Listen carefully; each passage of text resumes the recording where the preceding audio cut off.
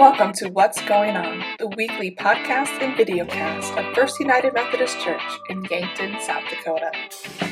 Hi, and welcome to this week's episode of What's Going On. I'm Pastor Katie here at First United Methodist, and I'm glad you could join me for this episode. We are a week away from Christmas. That's pretty incredible. I hope that you're doing well in this Advent season, in this crazy busy season. I hope you've been taking in the wonderful opportunities here at the church.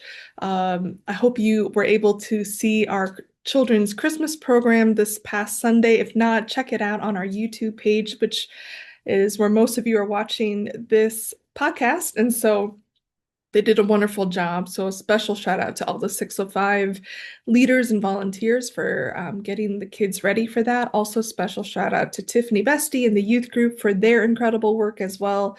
I came away being so proud of the children and youth of our church and the way that they shared the Christmas story. Again, just want you to be aware of what we have coming up this next week.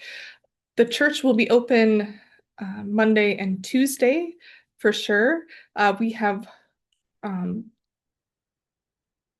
Christmas Eve services at 4:30 and 7 on Christmas Eve. No services on Christmas Day, and the office will be closed Christmas Day. And then remember that I will be taking some time off after Christmas because this is a very busy season. So I am still looking for someone who's planning to attend the later Christmas Eve service. If you'd like to light Advent candles, please let me know. I'd love to plug someone into that. Also, if you are going to be here or you have family coming in and they're going to be at one of our services, if you would want to provide some special music, I would love to have that as well. And so just let me know. We'd be happy to plug that into one of our services, either 4:30 or 7, or if you're feeling festive, you can do both. That would be great. Today, I want to bring back something that I did last year by popular demand. And by popular demand, I mean one person told me they liked it. And by this podcast standards, that's popular demand. So last Christmas, I started sharing some of the origin stories of our favorite Christmas hymns. And I'm going to do that again this year. I went back and looked at what hymns I've already covered. So if you're interested, you can look back on the What's Going On in the playlist and find December 18th and 25th. I do the history of the hymns. I did Silent Night, O Come All Ye Faithful, Away in a Manger, Hark the Herald Angels Sing, and Angels from the Realms of Glory. Those 5 I covered last year. But I got a new book. So last year I had Then Sings My Soul. Now I have Then Sings My Soul Book 2. And I want to give a little shout out because this has Arliss Cowell's name in it. Arliss is a attender of our church. And so thank you, Arliss, for this generous book. And I want to begin this time not with a Christmas hymn, but with an Advent hymn. And again, as I did last year, there's going to be a lot of interruptions and anecdotes and side stories as I go through this because that's how my brain works, and I think that's kind of what makes it fun. But so in the world, Christmas begins, depending on who you are, right after Halloween or right after Thanksgiving. And we call this kind of entire season Christmas, all the way to basically Christmas Day. And then by the 26th, we're done, we're taking the tree down, whatever. That's not how the calendar works in the church. In the church, we have a separate season leading up to Christmas called Advent. We decorate for Christmas. We decorate with all the greenery and the trees and all of that. But we are in the season of Advent, which is a season of preparation. We mark that in our worship times by lighting the Advent wreath, which is a German tradition that has made its way to us. I was actually doing some research around different Christmas traditions and where they came from. And it's just fascinating to me that in America, we kind of just have all of them because when people came over, they all brought their Christmas traditions and they've all kind of mixed and mingled. And we're like, yeah, we do that and we do that and we do that. We have the tree, we have the this, we have the that. And it comes from all these different places. And I just think that's kind of neat. but we light the Advent wreath. And this year, um, I went back to one of my favorite Advent hymns for us to sing in response to the Advent candles being lit.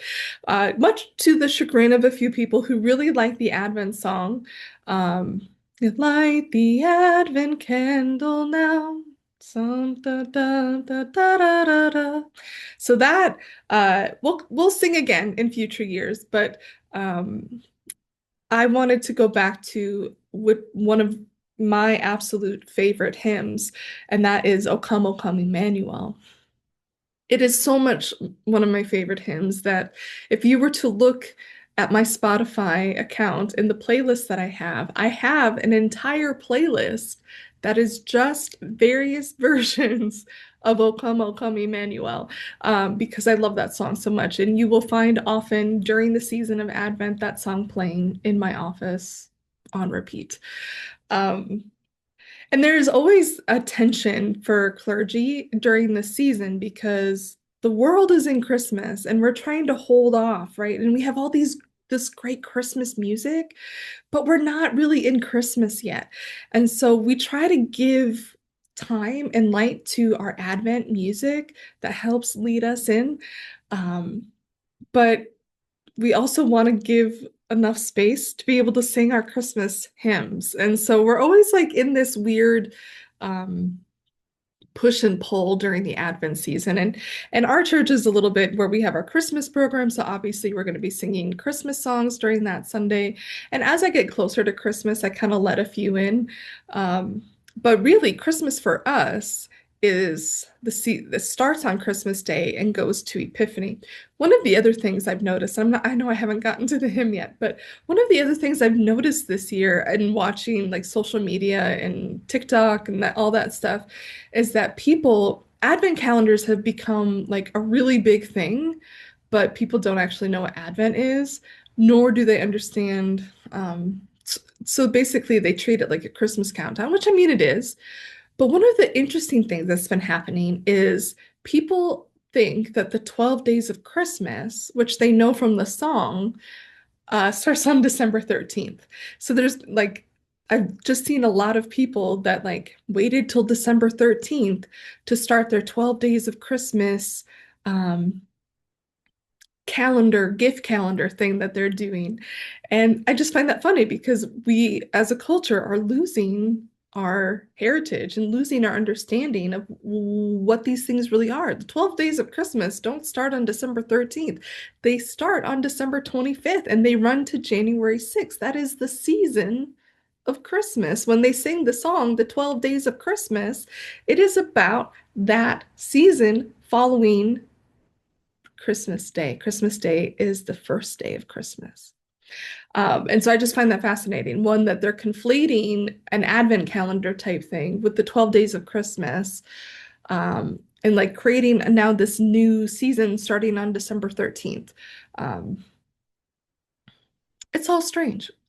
It's not Christmas yet, it's Advent. So we're going to start this year with an Advent hymn, O Come Emmanuel, which was written in 1851. Well, I say written, compiled, edited, perhaps is a better way, because really the origins of this hymn go way, way, way back.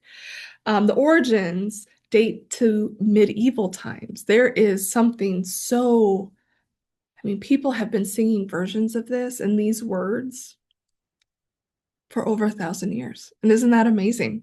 In the 800s, not 1800s, 800s, there was a series of Latin hymns that were sung each day during Christmas Vespers from December 17th to the 23rd. So here's another interesting thing.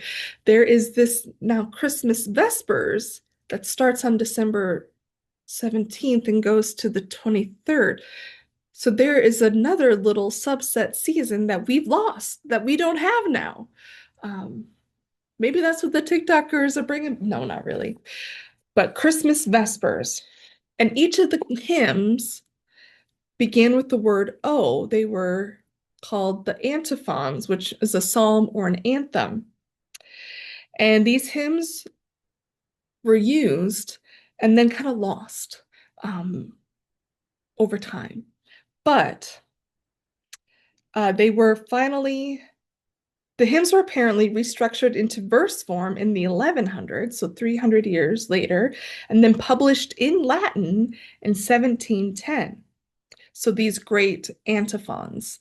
Um, In the mid 1800s, so then another 100 years after that, they were discovered by an English minister named John Mason Neale, who wove together segments of those great antiphons to produce the first draft of O Come, Emmanuel, which was published in 1851. Neale's original version said, draw nigh, Emmanuel. So this Neale, John Mason Neale, is an interesting guy. So he's an Anglican clergyman. Anglican means the Church of England. He was born in 1818. He attended Cambridge University. He was brilliant. He was a poet, but he was really influenced by the Oxford movement. So let me talk a little bit about that. I happen to know a thing or two. I studied abroad in Oxford when I was in college. I'm gonna was not smart enough to actually get into Oxford. That's the way you get Oxford out of your transcript without actually having to be smart enough to get into the school.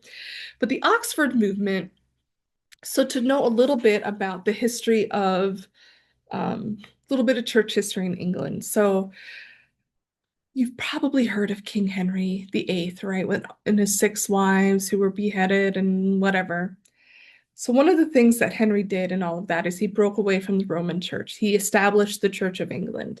And then we have his children, after he passes, kind of make the country flip-flop. So the first to come to power is Mary, who was his daughter with his first wife, who was Catholic. So she was Catholic. So England went back to Catholicism. And then she got out of power, and he had, no, I take that back. The first was he had a son who was sickly, very Protestant, got rid of um, monasteries, got rid of stained glass, got rid of like hated anything that looked Roman. And then he died early. Mary comes to power, everything goes back to Catholic. And then Elizabeth I comes to power, and she goes back to Protestant, but instead of kind of having this like she's trying to find what they call the middle way, right? And so the Church of England is a Protestant church now, right? And it's becoming more and more Protestant, less like liturgical, kind of reactionary almost against Roman Catholicism. But there was a movement in Oxford that began happening in like the 1800s where people wanted to have more like high church, wanted to recover some of the things that they had lost and all of this flip-flopping and some of the liturgy and the music and the heritage that was still a part of their heritage. The Middle Ages, England would still have had all of these, you know, Catholic churches and monasteries and monks and nuns and all of that stuff. And so there was a movement in Oxford called the Oxford Movement, really creative there. And so this guy, John Mason Neale, is really influenced by that and it became attracted to Roman Catholicism. So he was ordained to the Church of England, but he never got a church, a parish, because he was kind of sickly and he was really enamored with the Catholics. And they were kind of like, what are you doing? And so he became a director of a college.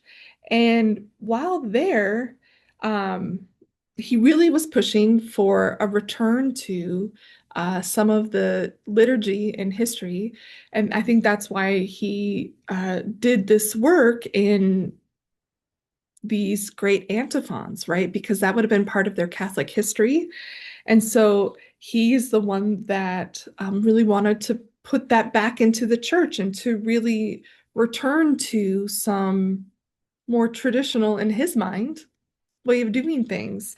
Um, he they have a thing in here that's really interesting, and I think it just kind of goes to show that like no matter where you are, there's always going to be people who are nostalgic for what was before. Everyone kind of has their own preferences, and people also can get really like passionate about really strange things. I would find as a strange thing, but it says in here he campaigned, for example, against certain types of stoves that spoiled the tastefulness and charm of English churches. Interesting. Um, I've been to a lot of English churches, and I can tell you they're still very charming. They're still very tasteful. Um, But it's interesting, like what people decide what does and doesn't belong in a church, right? And kind of this idea of, well, this is the way it's always been. Well, that's not the case. When you have in the 1850s someone who's trying to return to the good old days, right? In the Middle Ages, um, there's always going to be a sense of, you know, what's happening is too much change and too much this or that. Um, so uh, when you see the song and the hymnal, it is a Latin hymn, ninth century, that's the 800s, but translated and really brought into our modern consciousness by John Mason Neal. He also um, did Good King Wenceslas, Good Christian Men Rejoice, and All Glory, Laud, and Honor, which are all great hymns that we know today. So he really did a wonderful thing. But I think part of the reason I love this hymn is one in our hymnal, which this one, let me grab our hymnal. I have it right here. We have like a million verses. Again, because they were these antiphons from December 17th to the 23rd, right? And so you're going to have one for every day of that season. Let me pull it up here. So again, in our hymnal, our things are promise coming, promise coming. You think I would have it memorized? There it is, 211. So I want you to see, you've got the hymn, still more verses here, and then you've got below it, antiphons may be read before and between hymn stanzas. Again, this is the way that it would have been done um, in the Middle Ages, but it would have been done in Latin. Now, if you ask me about my playlist, I have this song in Latin as well. But it is a great, again, for me, it feels very like Old Testament, prophetic. O come, Emmanuel, and ransom captive Israel. Ransom, free the captives of Israel. That's really pulling on those free me from Egypt, right? That mourns in lowly exile here until the Son of God appear. Remember, the Israelites were banished into exile twice in the Old Testament. So they're waiting for a savior. O come, thou wisdom from on high. Wisdom is another way that you can translate the word logos, which is the word for word. In John 1:1, it says, in the beginning was the Word, and the Word was with God, and the Word was God. Another way to translate the word, is wisdom. And order all things far and nigh. To us the path of knowledge show, and cause us in her ways to go. O come, great Lord of might, who to thy tribes on Sinai's height in ancient times once gave the law, Moses, in cloud and majesty and awe. O come, thou root of Jesse's tree. This is one of the prophets that one of the prophecies about Jesus that are come out of Jesse's root, Jesse being the father of David. An ensign of thy people be, before thee rulers silent fall, all peoples on thy mercy call. O come, thou key of David, come, and open wide our heavenly home, the captives from their prison free, and conquer death's deep misery. O come, thou dayspring, come and cheer our spirits by thy justice here.